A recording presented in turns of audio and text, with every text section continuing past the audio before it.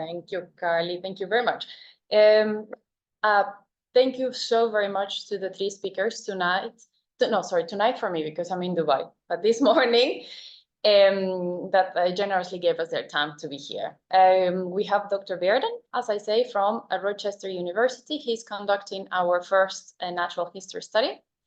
We have Dr. Julian Halmai, who works at USC Davis in the US, and he's conducting the research on X reactivation.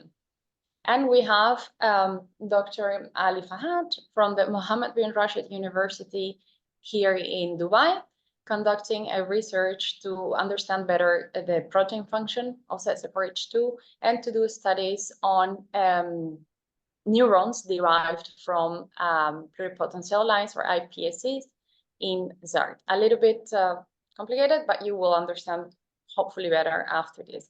The three of them, two of them were funded, as Carly said, with the money that we collected from a $1 million bike ride. We started with that 2 years ago. And Dr. Bearden has been a self-funding project funded by the University of Rochester. Dr. Bearden is, I will start with Dr. Bearden, as his presentation will be the first one. Dr. Bearden is a pediatric neurologist and a neurogeneticist with focus on neurodevelopmental disorders. In other words, this is the type of doctor, ladies and gentlemen, that we dream of when we have a child with a rare neurodevelopmental and neuromuscular disorder. In addition, Dr. Bearden has expertise in neurologic problems associated with immunodeficiencies and central nervous system infection. The focus of his research and interest is on epidemiology and optimal treatments of neurodevelopmental disorders. He did his residency and fellowship at the Children's Hospital of Philadelphia and is currently an associate professor at the University of Rochester. Dr. Bearden is a principal investigator of the ZARD Natural History Study.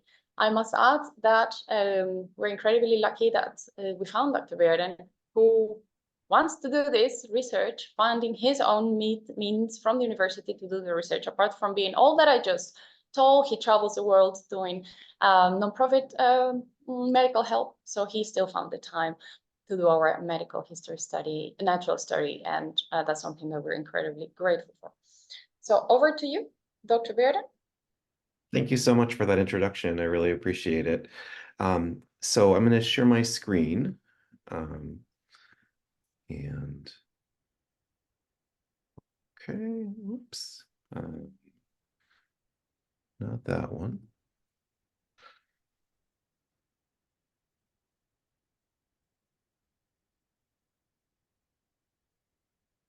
Okay, are you seeing my PowerPoint? Yes. Okay. Okay, so I'm going to talk about the natural history of ZC4H2 associated rare disorder. And just to start out with, I'll just tell you how I kind of got involved with this. So 3 years ago, I saw my first patient with ZARD, and I was talking with the family and trying to counsel them about kind of what to expect in the future. And like I always do in these situations, I looked at the literature on ZARD, and I just realized there was just practically nothing out there in terms of, how do things change over time? What can I tell you to expect in the future? What are the best treatments for this disorder? There was really very, very little that was out there. And so I reached out to folks from the foundation and said, is this something that you guys would be interested in? Would this be valuable for us to do a natural history study? And I had just completed a natural history study of another rare disorder, KCNT1, and learned a lot from that. And so I thought it would be really valuable to try to do this in ZARD as well. In general, what the purpose of a natural history study is, it's to understand the course of a disorder, to let families better plan for the future, identify potential best practices for treatments, and to set the stage for future clinical trials. So in the ZARD natural history study, we actually, this is a little bit out of date because we actually have recruited several more children since then. But at the time I was preparing this, we had enrolled a total of 40 patients, 13 males and 27 females. And the way we did this was primarily with the help of the foundation. Folks, posted on the foundation website, and then there was also some word of mouth. And then I also recruited my own ZARD patients as well. And so we did this all virtually. So all participants had an initial interview and virtual physical examination via Zoom. And then we reviewed medical records, including the genetic reports, EEG, MRI, and clinic notes. And then we followed participants every 6 months. So the study started in December of 2022, and we're still continuing. So we're still happy to enroll new participants, or happy to, and still following up all the participants that we initially enrolled. Um, this is just some background on the genetics. So just for background, there are a lot of different types of genetic mutations, and any of these can cause problems in ZARD. So one of the interesting things that we learned from this is that the vast majority of the boys with ZARD have what are called missense mutations. And so this is basically a misspelling in the DNA.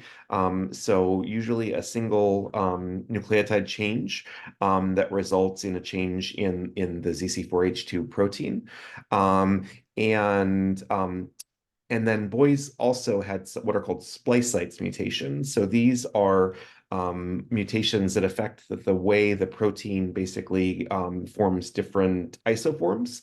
Um, so almost all the boys had either missense or splice site mutations, whereas in the girls, there was a lot more variety in terms of the types of mutations that the girls had. So the girls, many of the girls had a deletion. So basically the copy of the gene was just missing, or frame shift mutations. And what that means is basically the DNA is out of alignment. So it ends up not making any or not much functional protein, or kind of a truncated protein, a smaller piece of the protein gets made.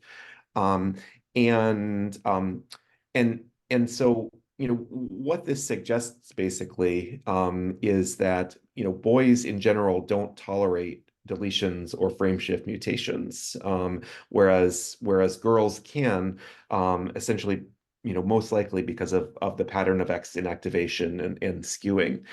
We had a single boy with the deletion, but unfortunately, he passed away in the neonatal intensive care unit. He was very severely affected and was never able, they were basically never able to get him extubated.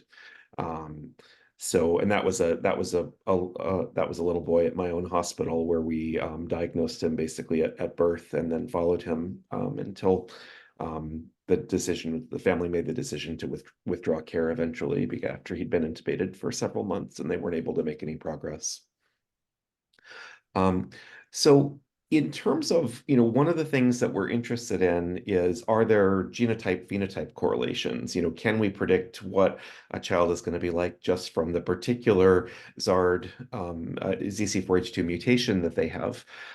So one of the things that we found is that this is really different in boys and girls, just because the boys really only have, in general, two types of mutations. They can have missense mutations, or they can have splice site mutations, whereas the girls can have a lot of different types of mutations. So many of the boys with missense mutations did have kind of more severe cognitive impairment, and some of the boys also had fairly severe epilepsy. And then there's the complete gene deletion, which was, more severe. So the girls with missense and splice site mutations tended to have milder symptoms overall. And whereas with the girls with the deletions often had kind of fairly significant motor impairment, and were less likely to be able to walk or have good mobility. So there were some features that were more common in males. So seizures were more common in males, and especially kind of more severe seizures. A lot of the boys also had intermittent pain. Often it was kind of hard to figure out what the cause of the pain was, but this was sort of a big issue for a number of the boys, as well as boys were more likely to have severe visual impairment and problems with eating solid food. And boys were also more likely to have kind of a generalized distribution of muscle atrophy. Um, the girls overall were more likely to have kind of the classic arthrogryposis multiplex picture with spasticity on exam, and were more likely to have just lower limb atrophy in the legs with better musculature in the arms and hands. Um, and I will mention actually just that while some of the girls did have seizures, in general, the seizures in girls were fairly treatment responsive and were a lot easier to control. Um, so one of the things that I thought was interesting was language function. So 82% of participants, and this was true in both boys and girls, had much less impairment in receptive language than in expressive speech. And overall, the girls had better expressive speech than the males. One of the things that I thought was notable was that many participants reported that when their children were able to successfully communicate using communication devices like tablets, many families expressed that they really just had kind of an explosion of language and communication. And many people were kind of surprised at how much language their children had once they were able to get around this whole problem of expressive speech. And so I think that's something just sort of, for the community to be aware of, is that often, the children are maybe smarter and have better language than sometimes I think people are giving them credit for. And then if we can devise ways to help people, to help the children communicate with adaptive devices, then I think that a lot of the children probably could be doing a lot more. Um, so one of the things we looked at was kind of how overall symptoms changed over time. And so this was just, we asked people overall, how did their symptoms change over time? And the vast majority of people said either that their symptoms improved over time or that some symptoms improved while others got worse or stayed the same. So then we asked, what symptoms tended to improve over time.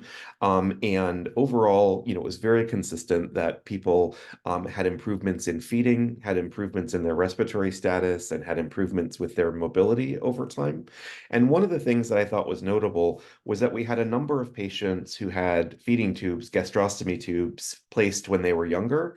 And then eventually they were able to feed on their own and they were able to have the tubes removed. We also had several patients who had tracheostomy tubes placed for breathing, and then eventually were able to be decannulated, that is, to have the tracheostomy tube removed and to be able to breathe on their own without support. And I think this is really important information for families to know, just because when families are getting G tubes or tracheostomy tubes, like in the NICU or things like that, often the NICU will say, we don't know if you're going to be able to get these out, but you should probably plan for this to be like you're probably going to have this for life. And so I think it's important for the families to know, if you do need a tube or a feeding tube or a tracheostomy tube, it doesn't have to be forever. And many families actually are able to eventually transition to successfully feeding and breathing, without those tubes. Um, um, so one of the things that I think is kind of notable is that even though there are these small differences between boys and girls, there really is a ton of overlap in the severity and the range of symptoms between males and females with ZARD. And I think, there has been some, I guess early papers that suggested maybe ZARD is a major problem in boys and girls aren't really that affected. And I think it's important to know that's not true, that there really is quite a bit of overlap between boys and girls with ZARD. There are several symptoms that are more common in one sex than the other, but all of the symptoms really can happen in either sex. So as the ZARD natural history study continues, we'll continue to evaluate symptom trajectories and optimal treatments for children with ZARD. I will just mention just kind of some things that I think are quite interesting. So one is that, as I think everyone here on the call knows, tethered cord is extremely common in ZARD. And one thing is that it doesn't often the tethered cord doesn't look like a classic tethered cord. It's often quite subtle. And sometimes the neurosurgeons have reported that they didn't really know if the cord was tethered or not until they were doing the surgery, and then they realized it was tethered. And it's not everyone reports like huge improvements after the tethered cord surgery, but a lot of people do. And the things that many people noted were improvements in spasticity, improvements in pain, and especially improvements in urinary function. So those patients that were having a lot of urinary retention before the tethered cord surgery often noted that resolved after the surgery. So I think that's something that's just important for everybody who is treating children with ZARD to know, is screen for the tethered cord and think about trying to fix it if there's any hints that there could be a tethered cord there. As the natural history study continues, one of the things I'm really interested in is the optimal treatments for spasticity or contractures in this population. And I think that's something that, we don't have enough information on that yet, but it does seem like in a lot of patients, and probably not in some of the folks in this call, because you guys are everybody on this call I think is really on top of the kind of contracture and spasticity management. But I think in a number of patients, the spasticity and contractures are kind of undertreated, and we probably just need to collect information on kind of what's working, what's not working. And I think that'll be really valuable information for the community going forward. So I want to leave plenty of time for questions. I will just I do want to let people know, so that the first paper from the ZARD natural history study is hopefully going to be published soon in pediatric neurology. It got good reviews and just had minor revisions we have to submit, and so I'm going to share all that with everybody as soon as that is out. And I do want to let everybody know as well that all the data from the natural history study will be given to the foundation. I just need to de-identify the data, and then you guys are all welcome to have that data. So I'll stop and see what questions people have. Yeah. I have a question here from Lori. Can you please share the link for us to join the study? That link, Lori, has been shared several times on the Facebook groups. There's a lot of posts about this, but we'll be happy to email you. If you can send us an email to info@ZC4H2foundation.org. Dr. will send you also dropped his email there in the chat. And at the very end of the presentation, I have a slide that has the ZARD study email, Dr. Bearden, if that one works too. Yeah, so that's great. Any of those emails will allow you to hop on. Yeah, and I would love to have anybody who's interested, please enroll. We're very interested in anyone who wants to. We're enrolled, right? Yeah. I have a question. I don't know. Can you hear me? Yes. Okay, perfect. So going back to the first slide where you talked about the like different types of ZARD, how some people, what would the mosaic type be? Yeah. So That's what my daughter has. yeah. Oh, that's what I have. Yeah, so mosaic means that you have the mutation in some cells, but not all your cells. And so patients with mosaic mutations often, but not always, can have a mild. Oh, sorry. What's that? Oh. Sorry, my connection was gone. Sorry. Oh, okay. Patients with mosaic mutations often can have a milder phenotype, but it just depends on the degree of mosaicism and also what tissue the mosaicism is in. So for example, when we measure mosaicism, generally we're measuring mosaicism in blood. But the amount, like, let's say in blood, you're 50-50, in terms of 50% kind of with the ZC4H2 mutation and 50% kind of normal ZC4H2. But that doesn't necessarily mean that that's exactly the same distribution in the brain. And so sometimes the correlation isn't really all that great. But, on average, patients with mosaic symptoms are going to have a milder phenotype, depending on the degree of mosaicism. Does that answer your question? I think so. You're asking about Will. How do we know what phenotype our daughter has? Like, I looked on our genetic test, but it wasn't mentioned. Yeah. It is, so if it's a deletion, usually it will say that it's a deletion. But otherwise it might be, if it shows like basically a spelling change, like for example, you might see on your genetic testing report something like C934 A to T or something like that, then that would be that would be a missense change.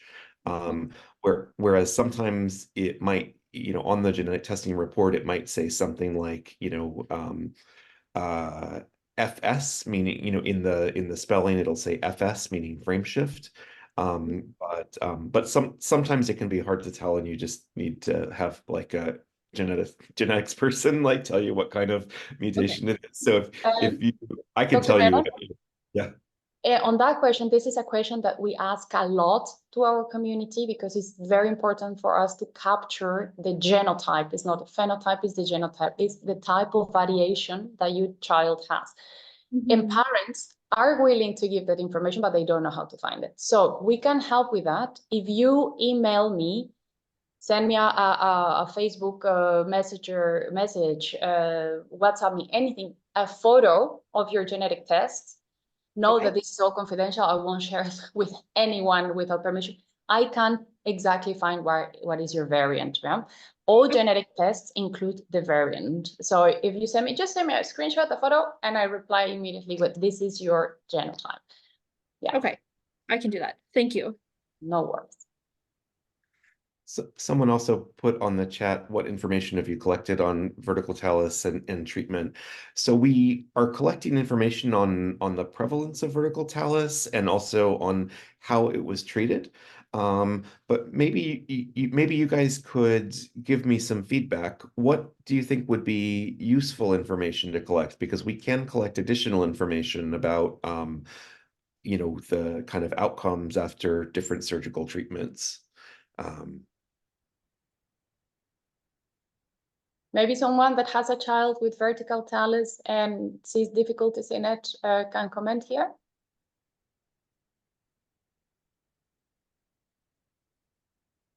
Go ahead.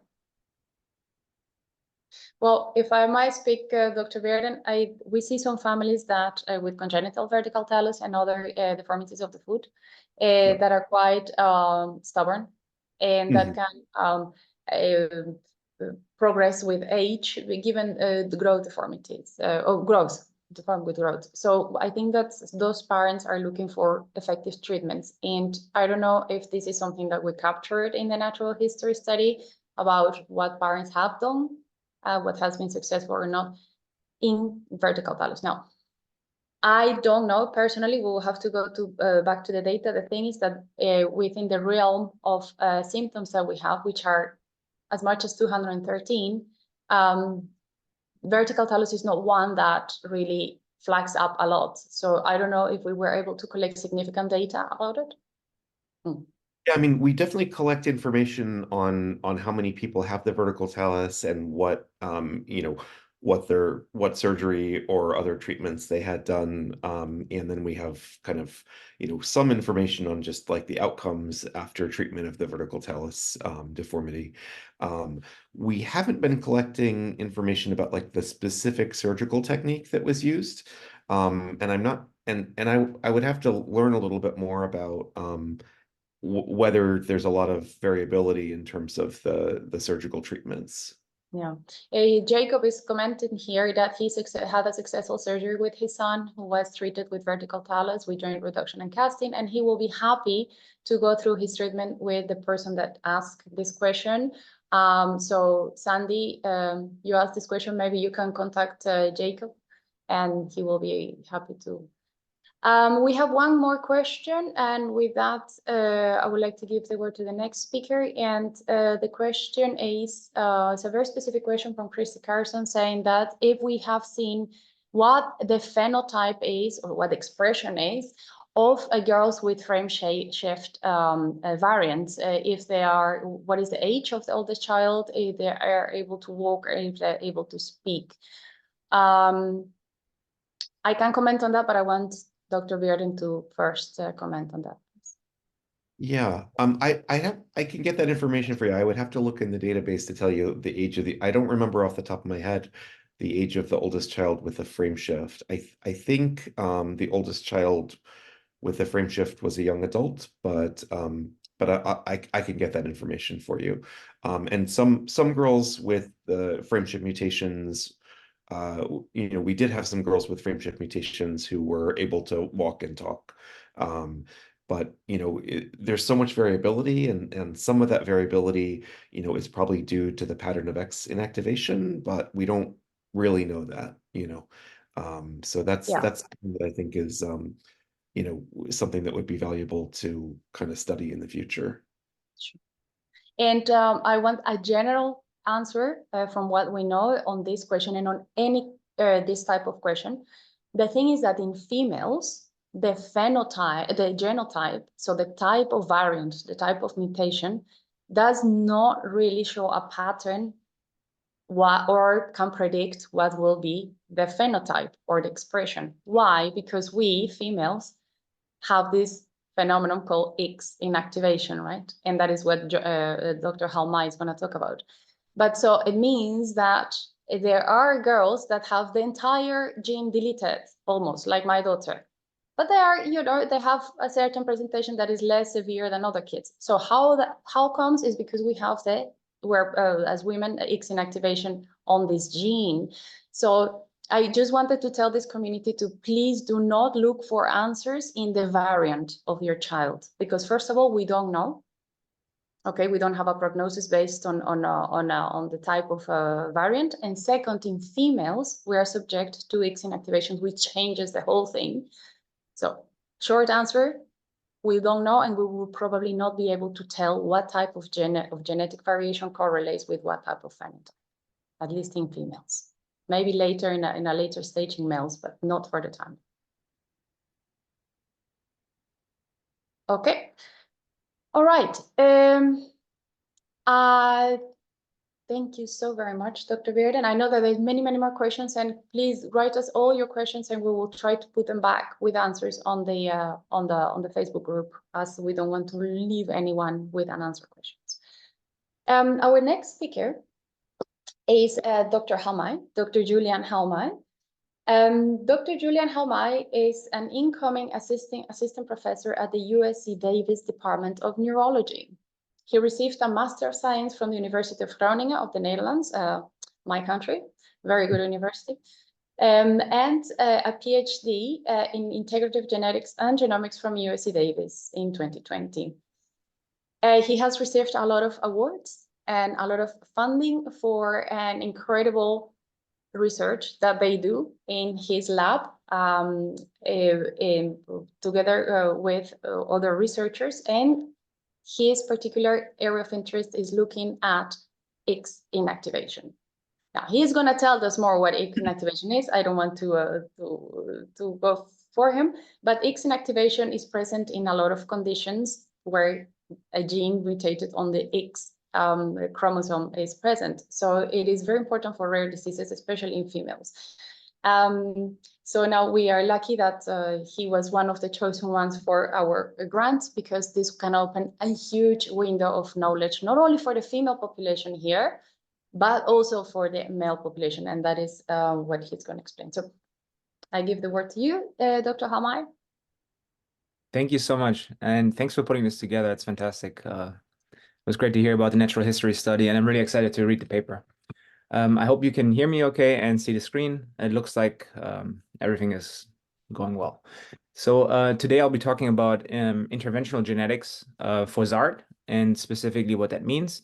And I'm going to address it a little bit more from a foundational perspective. I'm not going to go too much into maybe the actual scientific findings from my lab, but maybe describing a little bit more of the sort of the basics that are underlying this process and how we're actually trying to make some of these genetic disorders actionable.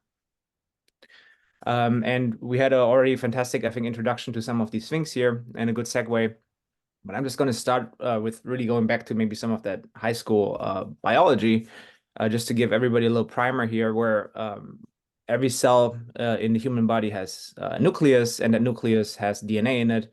That DNA gets transcribed into messenger RNA, and that messenger RNA is then read into a protein. And the protein is just a sequence of these little amino acids here that are made from these codons of messenger RNA. And as an example, ZC4H2 has 224, canonically speaking, of these amino acids back to back.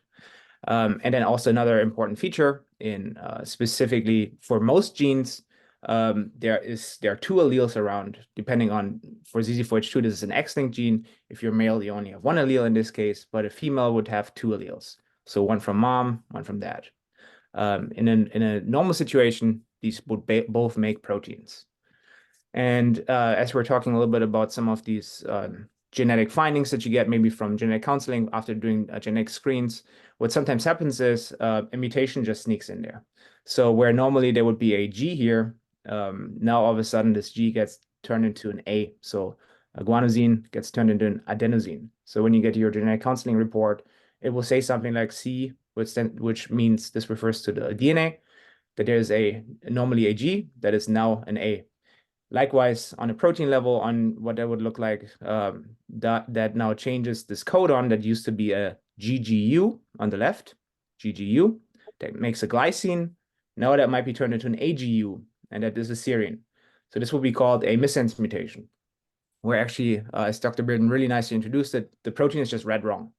There's other instances where actually this G gets turned into a stop signal that then basically makes the protein amino acid sequence just stop right there and makes a dysfunctional protein, or it might not even make any protein at all because the cell recognizes that something isn't right about this messenger RNA and just degrades it to begin with. I don't want to, there was a lot more detail, I think, from Dr. Bearden's natural history study. So if you just go onto NCBI, the National Biotechnology Institute here, and look up ZC4H2 for variants, what you actually find is a whole bunch of variants that also include actually trisomies as well as monosomies of the X chromosome. So these are some of these deletions and duplications. So this also includes Klinefelter and Turner syndrome. But then if you look at specifically mutations that are happening in ZC4H2, such as single nucleotide variants, again, these missense or nonsense variants, there's actually a few that directly fall within the ZC4H2 gene. Now, the question is, how can we act upon these mutations directly? And there's actually, I like to call this sometimes sci-fi because we're not quite there yet, but at the same time, also there's a massive strides that have been made actually in the last couple of years of gene therapies actually. And gene therapies are actually a thing now. While we don't have any ZC4H2 gene therapy in the works right now, there's a lot of other rare disorders actually where people are researching it and where it's also, again, clinically approved in the US by the FDA. What's the idea here behind gene therapy? So what you can just basically do is you grab the DNA sequence and stick it in some sort of envelope and deliver it to the patient, where the patient would normally have, again, the same mutation that I introduced earlier. Now you reintroduce a functional copy that is lacking in cells of the body. We actually do this in my lab directly via making adeno-associated virus, which is considered the gold standard right now for gene therapy. And this is something that is, again, used in the clinic. I think there's actually more than 5 FDA-approved drugs out there right now that to some degree are actually curative for the indications that they're treating. So in this case, the DNA sequence gets packaged into these viral vectors that then gets infused into the patient. And in our lab, we have a capability to generate those. It's a very standard procedure. The nice thing about these adeno-associated viruses is they can actually target cells of the central nervous system. So there's this thing called the blood-brain barrier, which makes therapeutics that go to the central nervous system just very challenging. But depending on kind of what you put on the outside of these capsids, we call them, so that make up the AV, they allow the viral particles then to travel across the blood-brain barrier in some instances, where maybe the route of delivery of such a drug is not as invasive as it could be by, for instance, a direct intracranial injection, where you would inject the virus directly into the brain. And this is just a little cartoon here that shows basically what the virus does. It recognizes a cell, a surface receptor on the cell, and then it releases its cargo through different steps. And with the end goal to make messenger RNA, again, similar to what you saw in the earlier cartoon, that then gets translated into proteins, and these will be transgenic proteins. So this would be a gene supplementation strategy, again, where you would reintroduce a novel or a protein that is defective in the original cells, and thereby hopefully improve some of the functionality of the cell. So again, there has been fantastic strides being made with this, and AV is a fantastic delivery modality for genetic interventions. There are a couple downsides with AAV. One of them actually is, generally speaking, or with gene therapy as a whole, there's a lot of genes that are actually sensitive to dosage, we call that. So if you have too little, which you can see on the left side, that's pretty bad. And then if you have too much, that could also be detrimental. So for ZC4H2 specifically, I think a natural history study and doing this very important work will help us answer if there's any sort of phenotypic correlation to having multiple copies around. But for instance, for those individuals that only have a functional, or that actually in females specifically have no functional copy in 50% of the cells, bringing it then back up maybe to a single copy is very, very important and requires maybe some vector design. So that what we actually go to is actually using the endogenous mechanisms, so the cell intrinsic mechanisms, to regulate the expression of genes. And we had some fantastic segues to that as well. So what happens in females, actually, in female somatic cells, so every cells that are not the sperm and the egg, basically, is there's in a very early stage in development, both of the X chromosomes are activated. And then very early in development, this long non-coding RNA called exist is being transcribed from the to be inactivated X chromosome. The exist long non-coding RNA then paints, we call it paints, the inactive X chromosome. And this creates what you can actually detect under a microscope to some degree, which would be this bar body. And the bar body now contains the allele that is silenced. The allele being the copy of the gene, again, that is either from the mom or the dad, while the other copy is on the active X chromosome. And this process is completely random, right? There might be some level of skewing that you have maybe more skewing towards the paternal allele sometimes versus the maternal allele or vice versa. But in general, this process is random. In an individual that has two, I'm just going to call them wild type copies of the gene, this means that every cell expresses either allele of ZC4H2. In an individual that has a mutation, that means that in 50% of cells, these express the wild type allele, and 50% of cells express the mutant allele. In those cells that actually have the mutant allele silenced, so again, in a situation where, the wild type allele, where the wild type allele is the one that's off in this bar body here, and the mutant allele is on. Yeah, what is that question? Okay. Whenever that wild type allele is silenced here, one could imagine going back in there and turning back on that wild type allele from the silenced X chromosome. And naturally, actually, the X chromosome is kind of interesting because it already has genes that, despite being on the inactive X chromosome, they are still being expressed. Those are called escape genes. So the goal of my lab and my collaborator's lab, Dr. Fink, is actually going into these cells here and trying to reactivate the inactive wild-type copy of ZC4H2, thereby hopefully rescuing whatever the deficit is that comes from having the mutant allele being active. So again, what this would look like using our cartoon from the beginning in an individual that has two healthy copies, either healthy allele is on. In an individual that has a mutant, in 50% of cells, the wild-type allele is on. and in 50% of cells, the mutant allele is on, that then makes mutant messenger RNA in 50% of the cells. The goal here is to go into those cells that have the wild type allele off, is to turning back on this wild type allele and causing a gene reactivation.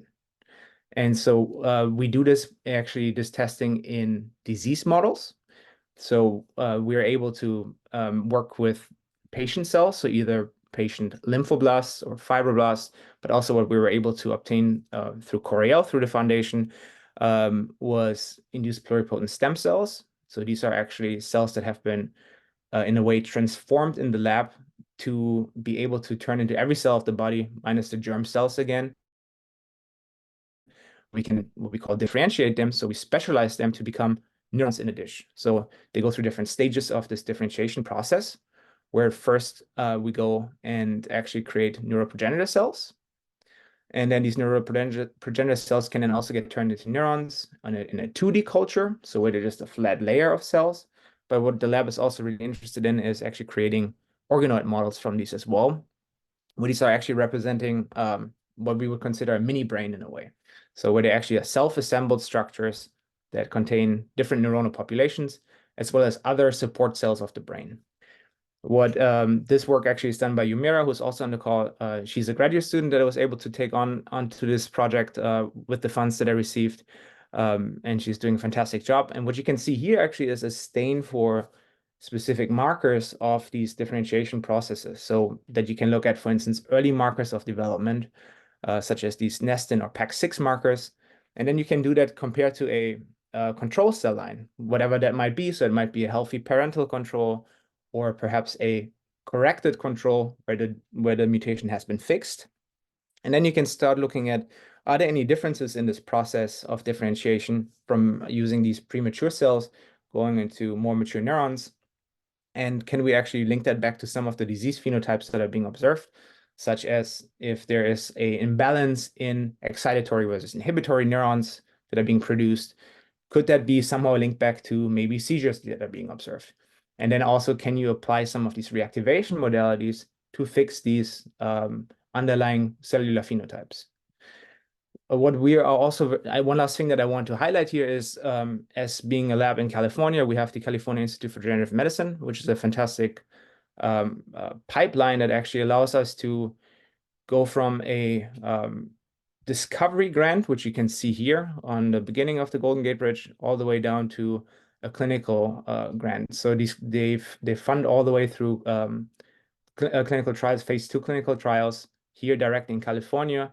As long as there is a patient population that is present in the state of California, you're eligible for this application. And generally speaking, the way our lab has done this in the past is we use pilot awards, such as the ones that we have received through the ZC4H2 Research Foundation, to start generating these sort of seed data sets that we can then hopefully use for bigger applications that then allow us to go through this pipeline. And I'm really happy to talk more about this, but specifically what we're working on in the lab currently is, how can we actually turn these reactivation modalities into something that is actually a injectable biologic, so something that we can use to deliver to directly cell models, as well as ideally in the future also mouse models of disease.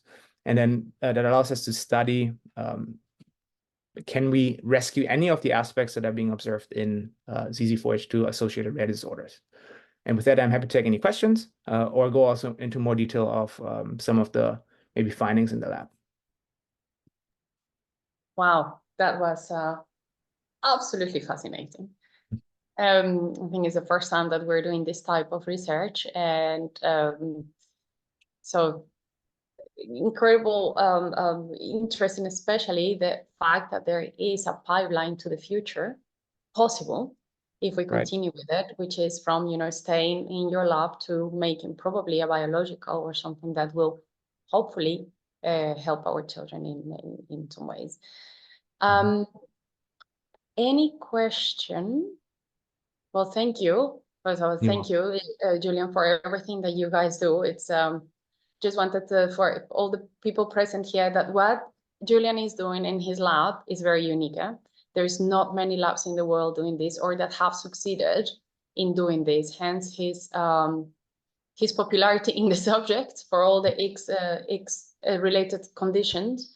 And we're very, very lucky that you and your team wanted to work with us in this type of research that has huge potential for incredible outcomes in the future.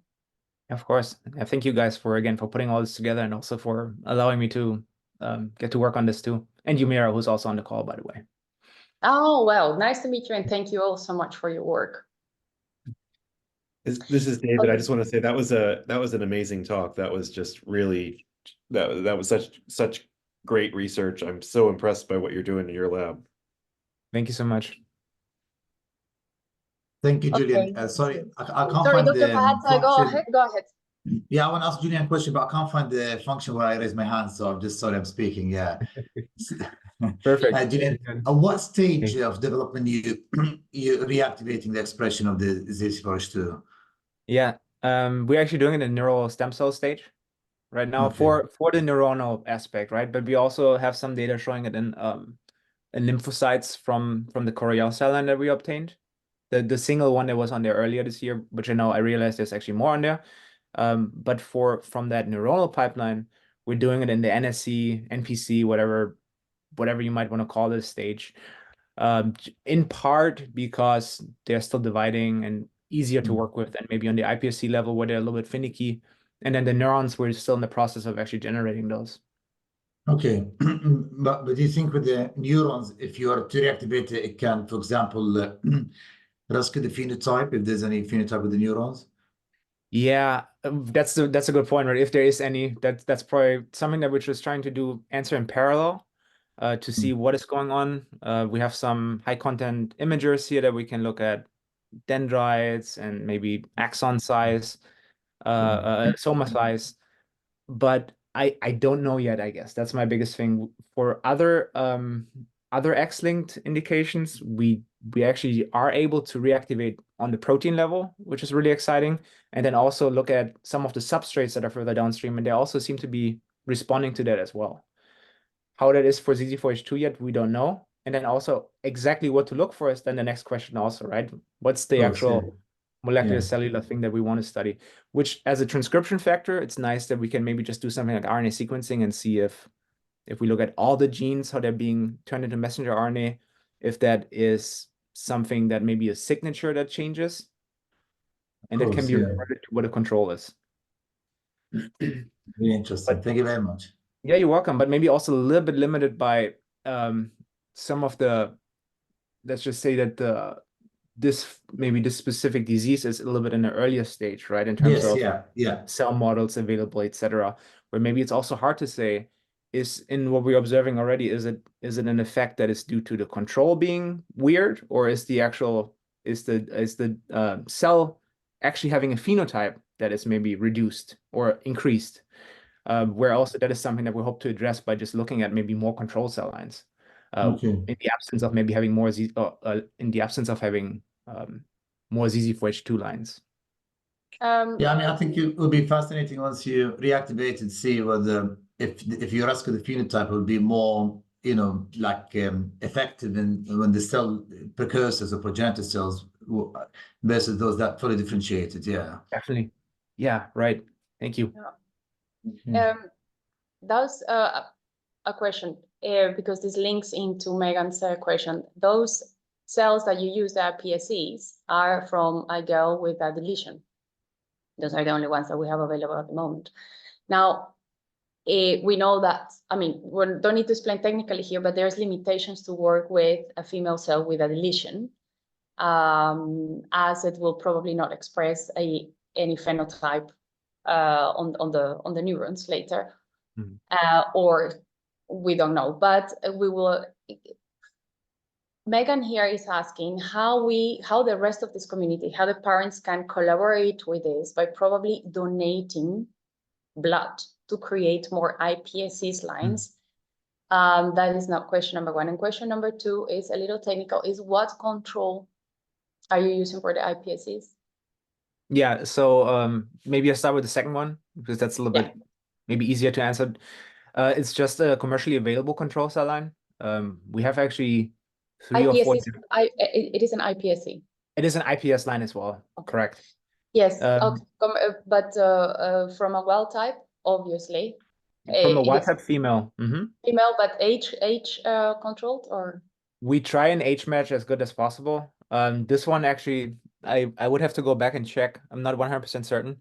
But again, we have 4, I think, control lines that we are planning on actually just testing and just seeing where does the mutant fall in that spectrum of genetic diversity from different people of different ages, all female Okay. though.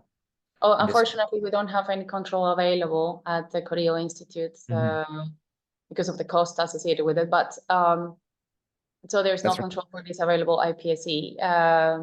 But what it will be fantastic, especially having an age control from my family, from a sibling, or from Absolutely. I a think related person. having age control is good. What you could also envision is actually doing CRISPR corrections where you go in and just repair the mutant cell line.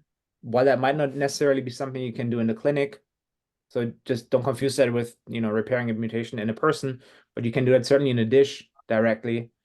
And then you have what we call an isogenic cell line where everything is exactly the same, minus that one mutation in the gene. And that's generally speaking the best control to work with, because then you control for genetic heterogeneity from person to person, where there's millions of differences no matter what already. And then all of a sudden now you're working with near A lot identical of variants. Yeah. Parent controls are fantastic too, though. I mean, that's obviously also good to know. We have controls, but not on iPSCs. We have controls of fibroblast analysis, well, age controls and family controls, but not on iPSCs, unfortunately. And that's something that for parents here is important to know. It is possible to make those cells. That's what we did. It is possible, but they are very expensive. So that's right. It is not something that goes for free. So I know that a lot of parents say, well, the research is not, research costs a lot of money and time, and we need the biologic material coming from our children in order to do that research. And that is incredibly costful, complicated. And, so hence, I want everyone to understand what those materials come from. The materials are just not something that we purchase commercially. The materials are materials that come from our children. And there's incredible cost associated with it, but it's also time and technical difficulties and logistic difficulties. So in that sense, I wanted to the next question that Megan says, how can patients, and I will read it, can you touch on how parents can help further research like this, blood, skin donations? Also, how can we link other similar inactivated conditions, increase the need since we are such a small population? Absolutely. Yeah. To the first question, there's the option of either blood draws or skin punch biopsies, depending on where you go with those materials. Some institutes might prefer skin over blood, but that is totally dependent on the lab that the stem cell program or institute that you work with. There might also be some maybe downstream issues of using one or the other. Generally speaking, though, blood is obviously the less invasive method of choice versus getting a skin punch biopsy is pretty invasive, and I'm sure it's not the greatest for the kids. So I don't know exactly how Coriell works. Yeah. But then from a cost perspective, I think they're generally when we reprogram cells here to become iPSCs, we do fibroblasts in our stem cell program. And it costs about $5,000 to $10,000 just the reprogramming itself, right? So that requires quite a bit of, I think, budgetary considerations to do that for a larger population of individuals. Sure. There's no limitations, yeah. That's a big limitation. Sorry, go ahead. No, I'm just agreeing with you. Yeah, that's definitely a big financial impact on maybe a smaller foundation. There's other ways to go about this too, right? Where you can say, why don't we introduce our own mutations? And you start maybe with an iPSC line that is wild type, and you already have that in your lab. And you just say, hey, we're just going to hit the ZC4H2 gene with a hammer, right? And then we're just going to try and break it in different spots. So that is a way to maybe reduce costs in a way, where we don't have to go through the reprogramming process. You don't have to go find families that are willing to. I know parents want to contribute with everything, which is fantastic, and really grateful to that, right? But then also maybe to take that burden off the parents a little bit too, to say we have really cool tools available, and maybe that is a good first pass at the very least, and maybe later down the line you go back and correlate those findings from those lab created cell lines to what you actually see in the patient populations. That's maybe also a way forward. It's maybe a little bit more cost effective too. Yeah, no, definitely. That is a great, it's great for us to know that that is technically possible and for our families too. And a general message to the families, if you want to donate tissue, blood, or skin tissue, if you want to donate, please contact us. Contact us because we can arrange through Correal Institute for free courier and all these things, and we can make not this type of cells that Julian is working with, iPSCs, because that has an extra cost, but we can make fibroblasts, we can make LCLs, which we still use for research. If you're interested in donating blood from yourself, from your children, because we use it as control, please contact us. It doesn't bear any cost, and one of the best institutes in America does it for free. So please let us know. And there is the last question here is asking, I will read, are there any phenotypes that this would potentially work for or not?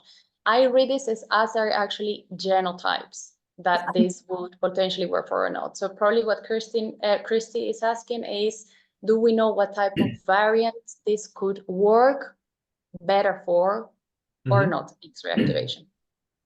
So the thing that excites me the most about the X-ray activation is that it's somewhat mutation agnostic. So it doesn't really matter what type of mutation it is, as long as it is as long as there's a second X chromosome around. So that makes it very, very attractive in that when you maybe read some of the news about these new technologies, for instance, this thing called prime editing, where you can go in and maybe directly fix a mutation, even if it's a larger deletion. You still have to make these gene targeting strategies specific to the individual mutations. In our case, actually, what this research is, it is more all-encompassing. So it's an one-for-all kind of approach, or one-fits-all approach, in that all we need really is a second X chromosome being around. So as long as that's the case, that's possible.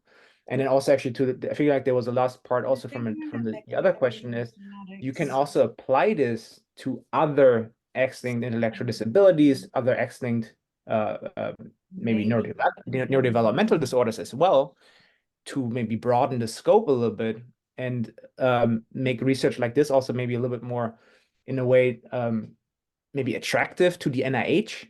So bigger funding institutions that cannot maybe invest millions of dollars into rare individual diseases.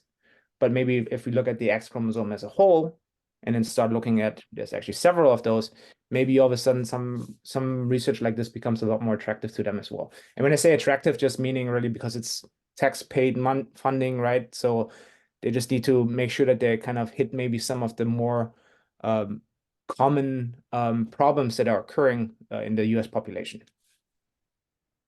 Thank you so much, Dr. Halmai. And the final question, how long, potentially, how long would this process take to know whether or not this would be successful or not with reactivating the protein?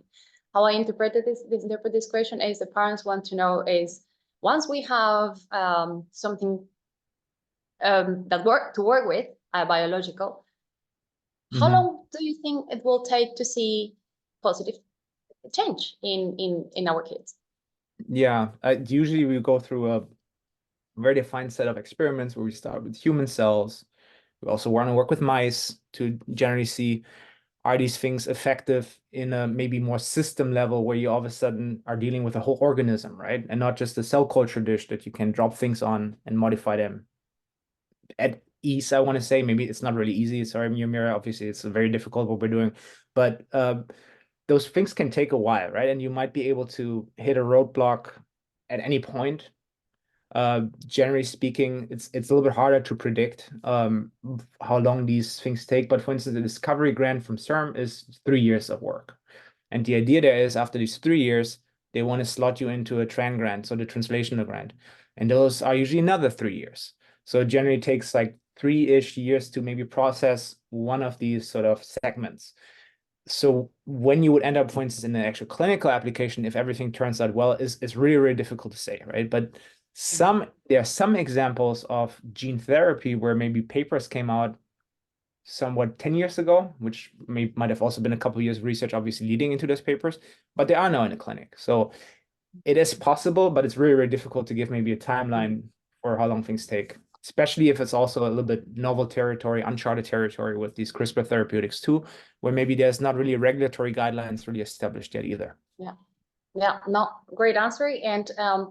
And to our dear community, the easy answer is the more money, the quicker. So if you can help us raising money, it will be fantastic, because we're very little, and at the pace that we're going, it's going to take years and years. And delving on that, then a lot of people will ask, why do you do this? Why will the foundation go into doing these things that will take years and years to translate into any benefit to our children? And the short answer is because if we don't do that, no one will. If we don't start this, no one will. At least we're creating hope for our children, but also for the generations to come. Okay. So with that, I want to thank Julian a lot for this incredible research. I repeated, incredibly lucky to be part of your lab with this research. I know a lot of conditions that are, on the waiting list, knocking on your door, and we have amazing opportunities working with you. Thank you so much, Julian. Thank you so much. Thank you, Bill. And our next speaker and final speaker for today is Dr. Fahad Ali, who I have the great pleasure of knowing personally because he's in my backyard, so to speak, in Dubai. Dr. Fahad obtained his PhD in cellular and molecular neurobiology from the University of Liverpool in the UK. He held several postdoctoral fellowships at the University of Cambridge between 2009 and 2018. And he moved to Dubai, and currently he's the assistant professor of molecular biology at the College of Medicine, Mohammed bin Rashid University of Medicine and Health Sciences here in Dubai. Welcome, Dr. Ali, and also to you, a big thank you for wanting to get into this train of the ZC4H2 research, for believing in what we do, for listening to me, for listening to us, and for having participated to be one of the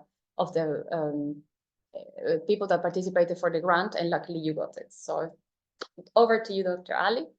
Thank you very much, Kathy, for the introduction, and I'm really honored to be here with all of you. And I'll just give you some update about the work that we've done since securing the grant. Can you see my screen? Yes. All right. So yeah, I'm a basic biologist, so I'm mainly interested in the basic science of let's say proteins in particular. My lab is mainly cancer biology, but I was lucky to meet Kathy, and she actually encouraged me to apply for this grant, and we're quite lucky to get this grant through the foundation. So the work that we submitted for the grant was actually to do some structural and functional investigation of the ZC4H2 protein. And I've just got a video, a few seconds here. What we're trying to do is understand life at the molecular level. So like the speakers earlier spoke about the genome or DNA, and these produce the proteins, which are the functional units, in a cell. And these, will have impact on the, organelles, the organism in total. So what we're trying to do is understand life at the molecular level. And they have, made my life, easier by introducing the basic biology of this. So we know that the cells has DNA, and like Julian said, this is get transcribed to messenger RNA, this intermediate here between, and that the RNA get translated to protein, which is the functioning unit of a cell. So the protein within a cell has a certain function, and if we have a pathogenic, protein, such as the case here with the mutation with the ZC4H2, that may impact, certain diseases. In this case, we're saying about the ZOD diseases. So again, our main interest is to study the structure and the function of the ZC4H2 protein. And why does it matter? Because, if we understand, what's the, how does the protein function, potentially that can help to, producing therapies to treat this disease. So as Julian implied earlier, the ZC4H2 is, a protein of a function is what we call a transcription factor. What does that mean? Its role is actually to bind to the DNA, as you can see in this figure here. And, and that is to induce the expression of other genes. So it binds to, the genome, and then it transcribes other gene to messenger RNA, and those get translated to protein. You can see initially the amino acid chain of polypeptide, then that get folded into a three-dimensional structure protein, which has a function. Okay, so the impact of ZC4H2 when it's mutated, it might impact all the genes that it meant to be translating in a certain cell type, which is, neuronal cells. So the main objective, this is here just illustration of the protein. The way we illustrated here, it has different domains, and each of those domains within the protein has a certain function. For example, here where it says zinc finger, it binds zinc to allow it to bind to the DNA to perform this function, where it allows it to bind and then induce expression of other genes, other targets.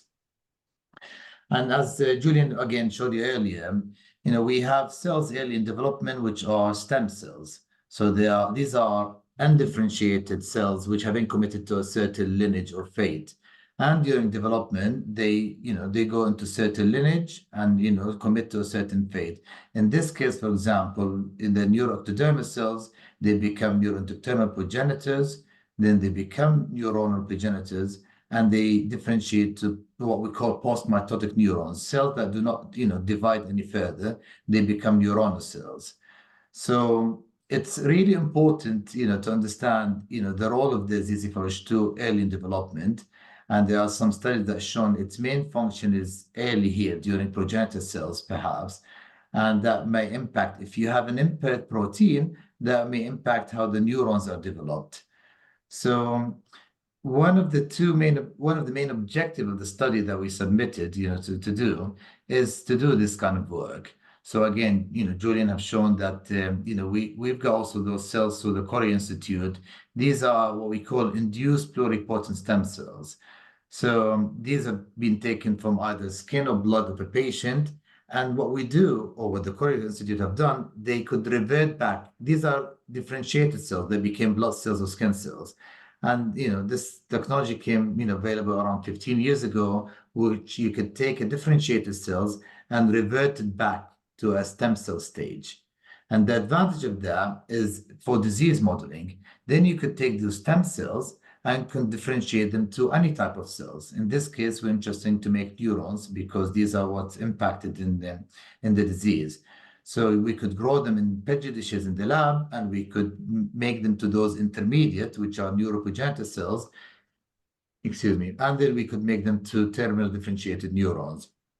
And again, what we want to do is take those induced pluripotent stem cells from a patient with the disease compared to those with healthy controls. And the healthy controls is just iPS cell line from somebody with a matched age. Okay. And we're going to study what we call the transcriptome and the proteome across these different developmental stages. How does all the messenger RNA, this is literally every gene within that's encoded by the genome that's got transcribed into RNA. How does that change when you have the mutation of ZZ4H2 versus those healthy control? We look at that, using a technology called RNA-seq to sequence the transcriptome, and mass spectrometry to look at the proteome. And we compare to say those with the disease, how does that vary compared to the healthy, controls? And we do that at the different developmental stages, when there's still a stem cell stage, and when they're neuroprogenitor cells, and when they become fully differentiated. And we think that's important because, as I said, there's literature that suggests its important role is here, early in development, perhaps when there's still stem cells or progenitor cells, and the expression, the amount of the ZZ4H2 protein actually drops as cells become neurons. that means it may have, less of a function when the cells are already differentiated. So if there is an impairment, it's most likely to be at this stage, which we want to capture it. So this is, one of the 3 objectives that we aim to do in the lab. The other one is that these transcription factors usually do not function independently. They have partners. When they bind to the DNA, they recruit other proteins for it to be able to perform a function. So what we're going to be doing some, again, some specific mass spectrometry analysis to determine what are the factors, what are the cofactors and the partners that, the ZC4H2 need to bind to do its function. And how does that vary in healthy versus controlled disease? Again, to understand its function better. And this is here again, and the third part is to understand the structure of the protein. So in here, if you can see here a schematic of the protein, this is for what we, a region which is cold, we refer to it because of the structure. This is where it binds zinc to allow it to bind to the DNA. And this is just a platform here that compares this, protein across different species. And in blue, it shows you that this region is highly conserved. So you can see here, this region is highly conserved across species, which imply it has important function of the protein. So if you were to have a mutation, perhaps in this region, which will impair the way it binds to the DNA, it will be more impactful, perhaps if the mutation was in this region, which is less conserved. This is an artificial platform that can predict how the protein fold and form a 3-dimensional structure based on sequence. Of course, we're doing experimentally this and trying to, to see the structure of the protein. But as I said, this is what it predicted, that this region is cold, formed this kind of structure, and actually dimerizes with itself and forms the homodimers. This is the region here where it binds to zinc. And as I said, it's important for it to perform its function in DNA binding. So in here, we're doing some zinc binding assays to, because this has not been shown before that although it's, it's ZC4H2 family of protein, but no one studied particularly the ZC4H2. So we'll be the first to show it actually binds zinc. And we're doing some crystallography study to, determine the structure of this protein. So, as I said earlier, this family of protein is being studied, but not the ZC4H2, and the way it binds zinc has not been shown before. So this is the work we're doing in the lab. And the way we do it is actually we clone the part of the genome or the gene that encode that, the ZC4H2, and we put it in what we call a plasmid. We introduce this plasmid into a bacterium because it, replicates quite a lot, and we can produce this in mass amount.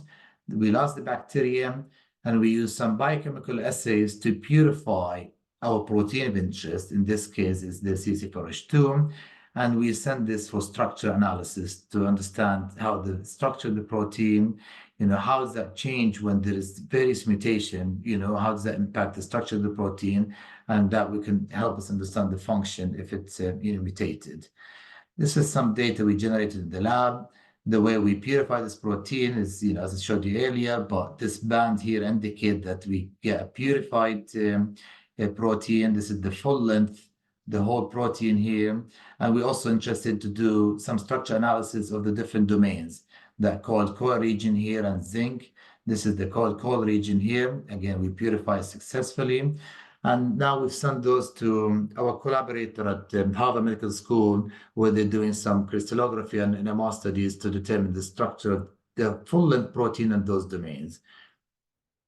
We've done some work, as I said earlier, to show it's actually binds zinc. So this assay here, we take our purified protein, we could inject zinc, and the machine just measures the temperature if there is any interaction between the protein and zinc. And this here shows you, those peaks shows here that there's actual interaction between the protein and zinc, verifying, for the first time for ZC4H2 that actually, bind zinc. So, sorry, this is clicked here. Yeah. So in summary, what we believe that, our structural studies will shed insight into the protein function, and perhaps, see how those various mutation impairs its function, particularly early in development. So by, having a more clear, like data on how the protein fold and the structure of the protein, perhaps we can understand better how mutation impairs its function in early development. The work we're doing where we're studying the transcriptome and the proteome across the patient-derived, neuroprogenitor cells and neurons versus those of the control, again, will help us shed insight into what are the pathways and what are the other genes that are regulated by the ZC4H2 that may be impacted by when we lose the function of this protein and at the different developmental stages. And why is that important? Because, again, a better understanding of the basic biology, the protein structure, the protein function can potentially help us develop therapies for this disease in the future. So I just finally want to thank, the people who contributed to this work, Dr. Rania Najim, the postdoc in my lab, and Dr. Said's lab, where she actually did all this work in purifying the protein and the zinc measuring data. Our collaborator at Harvard Medical School, which is doing all the structural analysis for us, and of course for Catherine for encouraging me to apply for this grant and get involved. It's an honor to be able to contribute, even if understanding the basic biology of the protein. I want to thank the Foundation and the Orphan Disease Center and the Korean Institute, the Foundation for funding the study, the Orphan Disease Center for managing the grant application, the Korean Institute for generating the cell line and providing the cell line, and of course Dubai Health and Algeria Foundation, where I work, and they also fund some of the other work I do. I'm happy to take any question if there is any. Wow, fantastic, Dr. Ali. Thank you so very much for this very, very fascinating work that you're doing. That I know that it sounds very technical for the majority of the parents here, and but let me tell you that what Dr. Ali is doing in his team will basically tell us what this protein does. Among the work that others have done, combined with these new novel investigations that he's doing, he will tell us what the protein does. What happened where certain parts of the protein get deficient, how that protein reacts. And why is that important? Because if we have that understanding, we can create therapies to specific help with not only with ZARD specific, but the specific variant of each one of our children. And it is fascinating also the work that you that you're doing. I don't know if there is some questions from the audience. I have one if I can quickly Please, go before Julian, maybe. please go ahead. Yeah, really exciting work, and thanks for sharing that. And I'm super excited about some of the 3D structural rendering that you're going to do or are doing already. From somebody that's maybe not super familiar with small molecule drugs, specifically how it refers to zinc finger proteins, can you maybe comment a little bit on that? If identifying maybe specific structure variants, if you can then do some sort of drug repurposing to target the zinc ion, or some other drugs out there that would do that, I guess my question, and that can help maybe from a loss of function perspective. Yeah, absolutely. I think, once we have the better, like data about the actual structure of the protein, and, and potentially then we can use those, platform to screen for small molecules that can bind to, in particular, for example, for example, that's why we're doing the study where we want to identify the partners, what binds to it, what are the cofactors, and what might be impaired, when you have different mutation. Are we losing any of the important partners? Or potentially, I don't think this will apply. Sometimes, you want to disrupt that partner interaction by using a small molecule to disrupt two protein interaction, to inhibit the certain, function. Yeah. So I'm hoping that by getting a three-dimensional, structure of the protein, that we can then see, potentially understand, how does it interact with other proteins, and potentially, screen for small molecules to target it or target its interaction with other proteins. Thank you so much. Thank you, Julian. Dr. Fahad, can I ask you something? So Sure. you, in layman terms, you have shown us that you are able to produce to purify ZC4H2, the protein, using E. coli. Now that protein is you want to study, obviously, what the protein, the structure of the protein. Can you do the same with mutated proteins? Can you introduce point mutations to see then what happens with those specific point mutations? What happens? Yeah, absolutely. I mean, that's a very good question. Thank you. I mean, as I said, the way we do it, we clone the gene of interest into a vector, we introduce into the bacteria, and we purify it, and we do the structural studies. Yeah. And then what we clone into that vector can be what we refer to as a wild type, that's the non-mutated version of the protein. Yeah. Or we can introduce different, genetic variant of the disease form of the ZC4H2. And I think this is what we aim to do is to see, with the different mutation, perhaps that, the earlier speakers have shown, how does that impact the structure? And when you impact the structure, how does it impact the way it's function? How does it interact with the other proteins? How does it impact its DNA binding, function? And, and then how's that? And the consequences of that? What are the genes that, with the loss of that binding, perhaps, how's those genes and pathways will be, differentially regulated. So, and eventually the phenotype, of course, in neuronal cells. Yeah. Exactly. So that is for our parents. This is important because after this work, if we succeed in this research, what we are going to be able to show is that the specific type of variation that your child has, how does it affect the protein product?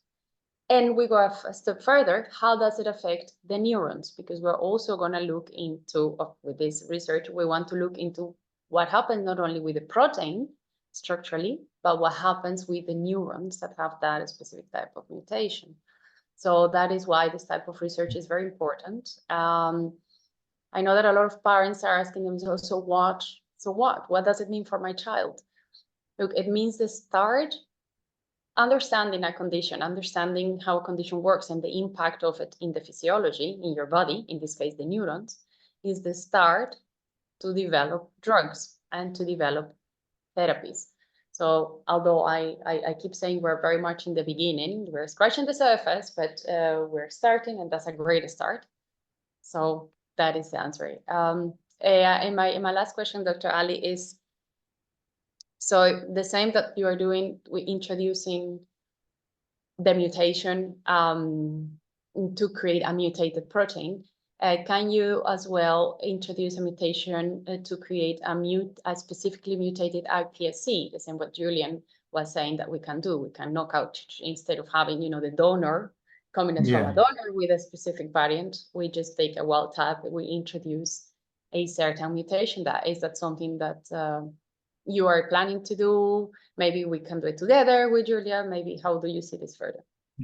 Yeah, I mean, as Julia said earlier, using CRISPR to generate a mutation with the ZC4H2 perhaps, might be relatively, easier, especially if you want to introduce a deletion, for example. Yeah. If you want to introduce a specific change in the base pair, it's a bit more complex than just deleting the gene itself. Yeah. If you have out of frame mutation. Yeah. But again, ideally, the genetic, background of the whole, cell is also important and plays a role.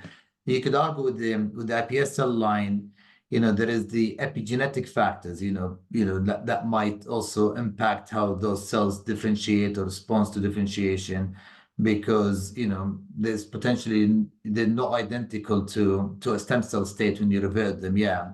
But as it's definitely a method that we do in the lab, and we could look into to introduce a mutation in cell lines, in iPS control cell line, and use that as a model to study it and do different studies.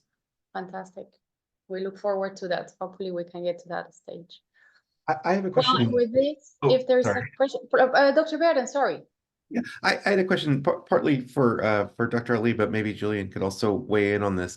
Just based on kind of where you think ZC4H2 is most important in terms of neuronal development, how do you think that speaks to the reversibility of some of the symptoms? Especially like, let's say Julian is very successful and is able to, reactivate, the sort of wild type allele. Do you think that just based on where the ZC4H2 is acting, do you think that is going to result in, how much of the changes do you think would then be reversible? Mhm. And that might be just an impossible question, but I'm interested in your Yes. thoughts. I'll answer, then I'll let Julia. That's why I think, I thought that's quite interesting question as Julian, at what stage you plan to reactivate the ZC4H2 protein, because, what the data suggests, or the literature suggests, that it has important crucial role early in during development when they're still progenitor, yeah. So I think only, experiment will show that if you were to reactivate it, and, at the progenitor state, perhaps that can rescue the phenotype of the neurons. And I think the question is quite important. If you leave those cells to differentiate to the subtype they do, that impaired in the ZAR disease, and then reactivate it, then whether you could see a reversion of the phenotype at this stage, I think only once we do this experiment we'll be able to know. But I think Julian will possibly answer that question better than me. Yeah, no, I think this is perfect. I would revert back to maybe some of the other data that we have from other X-linked indications, or maybe other neurodevelopmental disorders, where maybe that's the optimist in me. I think I'm really pessimistic when it comes to lab stuff, but maybe optimistic with a future outlook where we can say for Rett syndrome, Adrian Bird's mouse model, reintroduction of MECP2 in adult mice shows reversal even post-brain development. For CDKL5, another X-linked disorder, using again transgenic animals where there's like some sort of on switch that you can maybe turn on later in the mouse's life. Also, rescue of several cognitive behavioral domains. How it is, to your point earlier, how it is for ZC4H2, we have no idea until we actually start looking into this. But I think there's, from a neuronal plasticity perspective, a lot of maybe room for optimism even in an adult, where brain development has maybe at the very least not finished, but is beyond a very, very early stage. I agree with both of your answers. And I also would like to add to this that in ZART, and that the parents know this very well, there's multiple levels of impairment.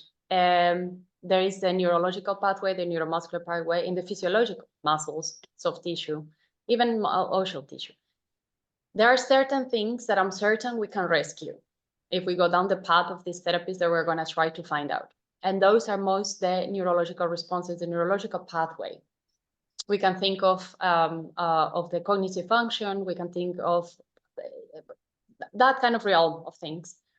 But being very, very realistic in what we can or we can't do, there are certain things that happen already in the embryonic stage that physiologically won't change if we rescue the phenotype. Okay, so basically, but for a lot, what does it mean for a lot of parents like us? If we apply these gene therapies, will my child regain muscle? Well, probably not, because the muscle never developed. But will my child regain cognitive function? Maybe yes. Will my child regain speech function? Maybe yes. Will my child regain motor planning function? Maybe yes.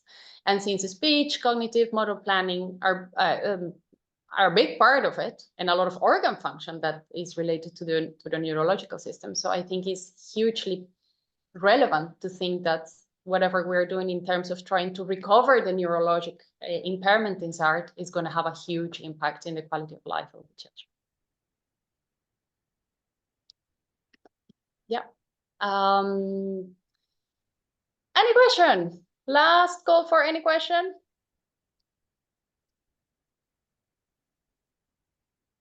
Okay. I have one more science question for Dr. Ali, if that's all right.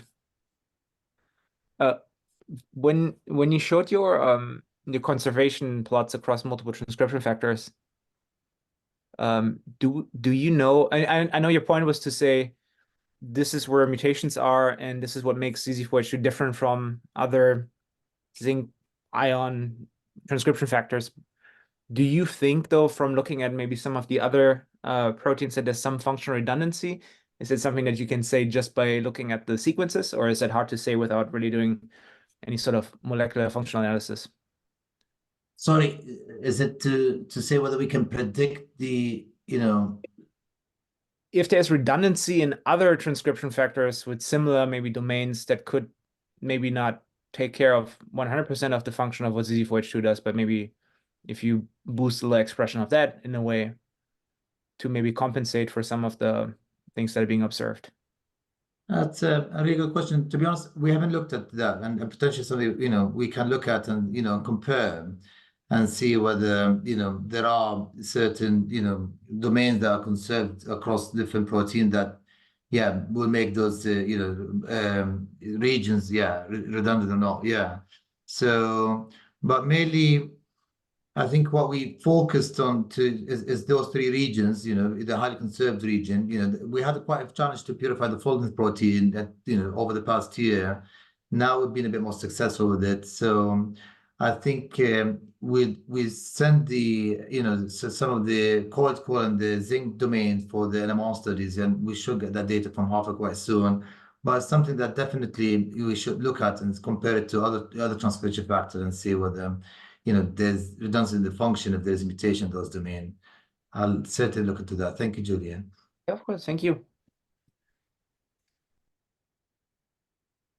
Well, thank you. Thank you very much to our three amazing researchers and scientists helping us elucidating and finding answers, all the answers that we have. I would like to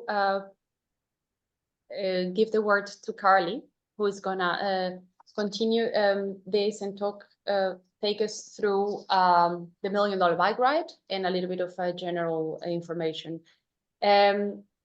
I don't want to take more of your time, especially Dr. Ali, because it is 8:30 p.m. in Dubai. So with this, I would like to thank you from the bottom of our hearts, all the board, but also the parents for everything that you do. It is invaluable. It's everything for us, and well, thank you so very much for everything you do.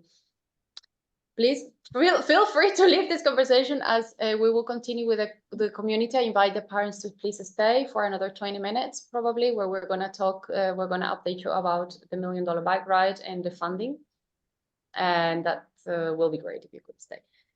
Dr. Halmai, Dr. Ali, and Dr. Bearden, thank you ever so much for everything. And we will see you for the next update, hopefully within a few months. Thank you, guys.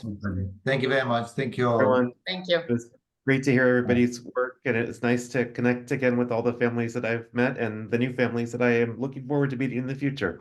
So thanks, everyone. Bye-bye. Thank you so much, Dr. Bearden. Thank you. Bye. Thank you. Bye, Dr. Ali.